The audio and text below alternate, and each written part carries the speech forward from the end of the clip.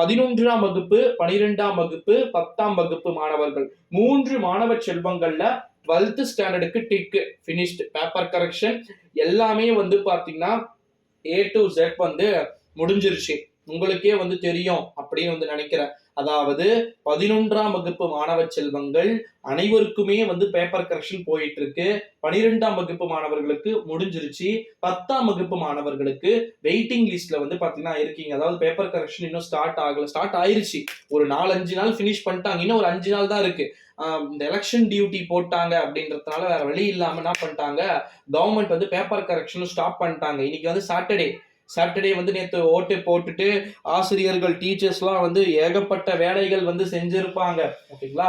So இவ்வளோ கஷ்டத்தை வந்து தாங்கிக்கிட்டு அவங்க வேலை செஞ்சிருக்கிறதுனால அவங்களுக்கு வந்து பார்த்தீங்கன்னா இப்போ என்ன பண்ணிட்டாங்க, 10ஆம் வகுப்பு மாணவ செல்வங்கள் அனைவருக்குமே வந்து விடைத்தாள் திருத்துதலை கேன்சல் பண்ணி வச்சிருக்கிறாங்க. அதாவது தற்காலிகமாக ரத்து பண்ணி வச்சிருக்கிறாங்க. ஓகேங்களா?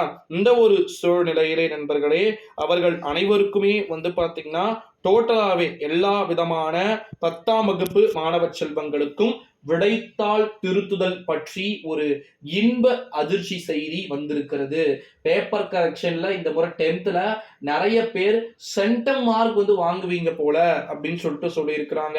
உண்மையில சென்டம் மார்க் வாங்குறதுக்கான வாய்ப்பும் சாத்தியக்கூறுகளும் இருக்குதா ப்ரோ அப்படின்னு வந்து கேட்டீங்கன்னா கம்பல்சரி இருக்கு.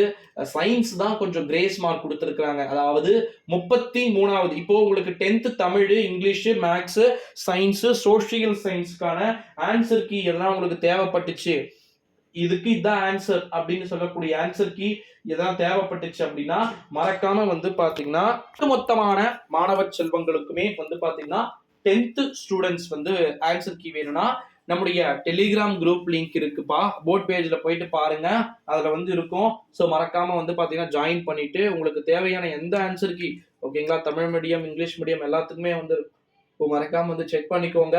ஏன்னா அதுபடிதான் டிக் பண்ண போறாங்க. நீங்க ஒரு ஆன்சர் வந்து எழுதி வச்சிருப்பீங்க, ஓகேங்களா, அது ஒரு ஆன்சர் ஒண்ணு வந்து வரும்.